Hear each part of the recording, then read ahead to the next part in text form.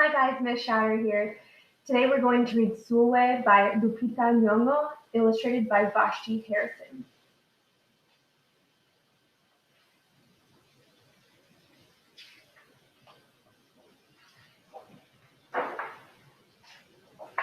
Sulwe, written by Lupita Nyong'o, illustrated by Vashti Harrison. Sulwe was born the color of midnight. She looked nothing like her family, not even a little, not even at all. Mama was the color of dawn, Baba the color of dusk, and Mitch, her sister, was the color of high noon. Hardly anyone at school looked like Sulwe either. People gave her sister Mitch pet names like Sunshine and Ray and Beauty. People gave Sulwe nicknames like Blackie and Darky and Night. Sulwe felt hurt every time, so she hid away while her sister made lots of friends. Sulwe dreamed of being the same color as her sister. She wanted real friends too. So she got the biggest eraser she could find and tried to rub off a layer or two of her darkness. That hurt. She crept into Mama's room and helped herself to her makeup. Oh no, she would hear about this from Mama.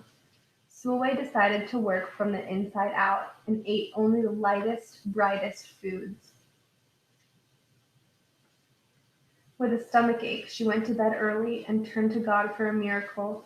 Dear Lord, why do I look like midnight when my mother looks like dawn? Please make me as fair as the parents I'm from. I want to be beautiful, not just to pretend. I want to have daylight. I want to have friends.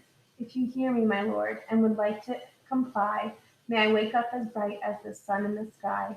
Amen. When Mama came in to wake her for school the next morning, Sulwe rose to find not a trace of daylight in her midnight skin. Sulwe told Mama everything. Mama asked, "What is your name?" "Sulwe," she muttered. "And what does it mean?" Sulwe whispered. "Brightness is not in your skin, my love. Brightness is just who you are. As for beauty," Mama said, rubbing Sulwe's stomach the way she always did to comfort her, "you are beautiful." Sulwe sighed. "Well, you are beautiful to me, but you can't rely on what you look like to make you feel beautiful, my sweet. Real beauty comes from your mind and your heart. It begins with how you see yourself, not how others see you. Now up you get and out you go."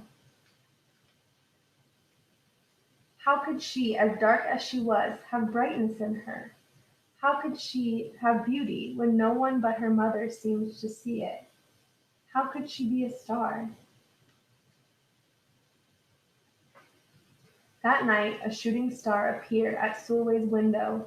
"The night sent me," the star said. "Come with me." Sulwe hopped onto the star and off they went.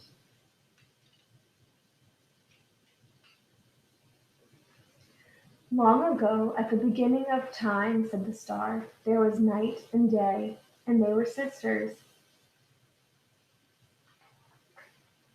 They loved each other very much, but people didn't treat the sisters the same. Lovely, nice, pretty, scary, bad, ugly. People gave day pet names like Lovely and Nice and Pretty. People gave night names like Scary and Bad and Ugly. She felt hurt every time. Well, Night got fed up and walked right off the earth. Day stayed behind and enjoyed making everybody happy in the sun. But then Day grew too long. Day began to really miss her sister. So did everybody else. There had to be a way to get her back. Day set off to find Night, and she did. "I miss you," said Day. "I miss you too," said Night. "But you don't know what it's like to be treated badly for being dark." "You're right, I don't," Day replied. "But what I do know is that we need you just the way you are. Come and see." Night returned, and the people rejoiced. "We need the darkest night to get the deepest rest. We need you so that we can grow and dream and keep our secrets to ourselves. The stars chimed in. Brightness isn't just for daylight. Light comes in all colors, and some light can only be seen in the dark. While day had a golden glow, with night everything had a silver sheen, elegant and fine. Day told her sister, "When you are darkest is when you are the most beautiful. It's when you are most you." Could it be that night did not need to change? Not even a little? Not even at all? Now that night and day were back together, a little bit of night returned to day in the form of shadows, and a little bit of day returned to night in the form of moonlight. They were inseparable from that moment on, and promised to celebrate the brightness in each other, whether people chose to see it or not. "You see," the star explained, "we need them both on their sunniest day and their darkest night, and every shade in between. Together they make the world we know, light and dark, strong and beautiful." Sulwe rose the next morning, beaming. There would be no hiding anymore. She belonged out in the world, dark and beautiful, bright and strong. And if she ever needed a reminder of her brightness, she could look up at the sky on the darkest night to see for herself. Sulwe felt beautiful inside and out. Author's note: much like Sulwe, I got teased and taunted about my night-shaded skin. I prayed to God that I would wake up with paler skin. I tried all sorts of things to lighten my complexion.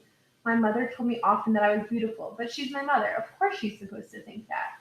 It wasn't until I was much older that my feelings about my skin changed. It helped to see darker-skinned women being celebrated for their beauty. If they were beautiful, I could be too. I began to see myself differently.